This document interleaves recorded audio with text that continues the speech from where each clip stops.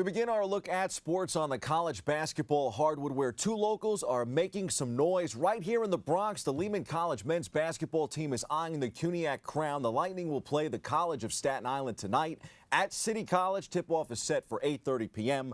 Top-seeded Lehman, 22-4, will put its 14-game winning streak on the line as the Lightning seek to win the CUNYAC title for the first time since 2004. Lehman earned its ticket to the final with a 78-55 victory over John Jay. CSI, the number 3 seed, defeated number 2 Baruch 77-67 Tuesday night in the other semifinal. Up north at Purchase College, the second-seeded Panthers down the College of Mount St. Vincent Thursday night and will now host 4th-seeded Yeshiva University Sunday afternoon at 1 p.m. The Macs upended top-seeded Farmingdale State in overtime in the other semifinal. Purchase's Nakeem DeLeon, a Bronx native, had 18 points in Thursday night's victory against the Dolphins. In the process, the senior entered the 1,000-point club. Congrats to him.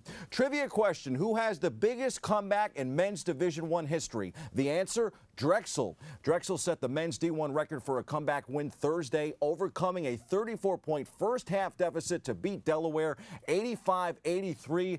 Delaware led 53-19 with 2:36 remaining in the first half and was up 56-29 at halftime. Drexel owned the second half, and now they own the record for the best comeback in college hoops history. Sports are often filled with comeback stories. The number 3 is number 1 again at Daytona. Austin Dillon won the Daytona 500 on Sunday night, driving the iconic number 3 Chevrolet that the great Dale Earnhardt piloted for most of his career. Earnhardt was behind the wheel of number 3 when he won his only Daytona 500 in 1998 and when he was killed in an accident on the final lap of the race 3 years after that.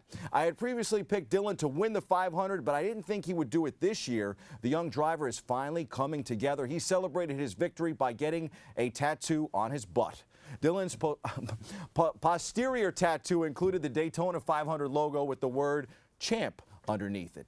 Dillon also said that he credited his win to a lucky penny that an 11-year-old fan gave him. Nice story there. The Winter Olympics continues to provide some heroics of its own. The last 12 months have been a roller coaster ride for the United States women's national hockey team, but on Thursday, that ride reached its ultimate peak, an Olympic gold medal. Team USA defeated Canada 3-2 in a thrilling shootout win in South Korea to earn their first gold medal in 20 years. It was the 3rd consecutive Olympics in which the American and Canadian women faced off in the final, and this one came 38 years to the day of the miracle on ice. Team USA will try and pull another upset today in curling against Sweden. That's just can't miss TV curling.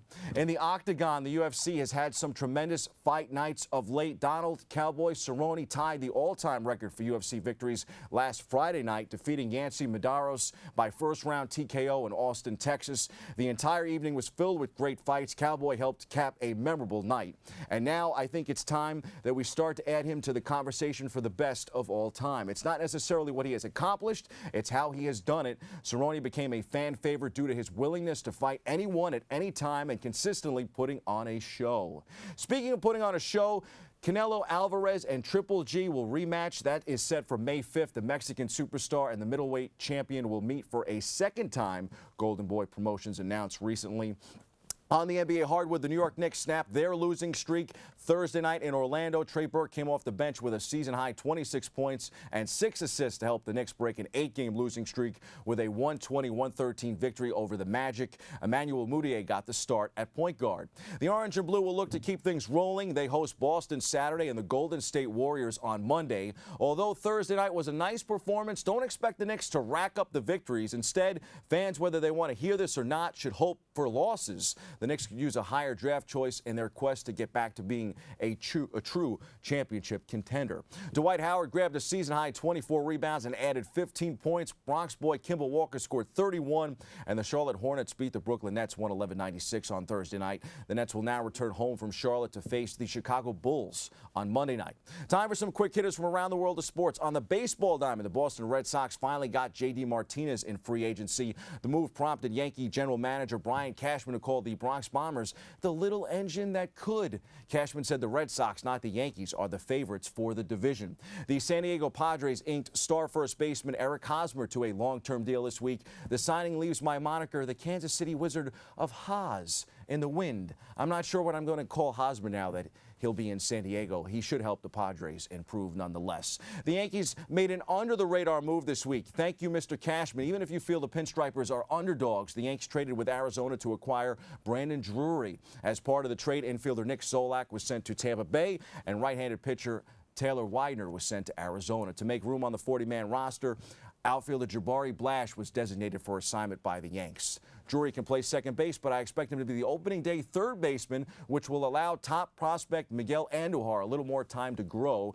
Drury hit .267 with 13 homers last season and is only 25 years old. I love the move. Judge and Drury. On the ice, the New York Rangers have started to make the deals we discussed last time on the show. The Broadway Blue Shirts have traded leading scorer Michael Grabner to the New Jersey Devils for his second-round draft choice and prospect Igor Rykov. And on a final sports roundup note, the Yankees spring training opener is today. The lineup in Florida looks like this: Ellsbury at DH, Stanton in right field, Bird at first, Hicks in center, Didi at short, Torres at second, Romine behind the plate, Andujar at third, and Clint Frazier in left. Baseball is back. Thank you, Lord. Those are the headlines. We hit the C list for the Brian Cashman, the real Wizard of Oz.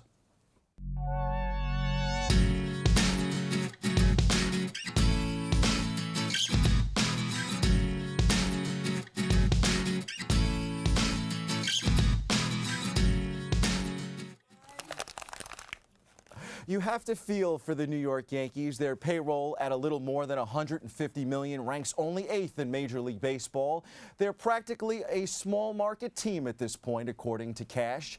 It's tough to see this group of misfits who just added the National League most valuable player, how they will even compete with the Boston Red Sox this season.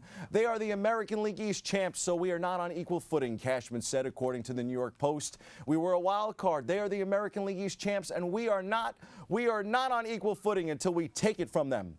The little engine that could, the evil empire that could. The Yankees are back, baby. That's your sports. I'm Bobby C.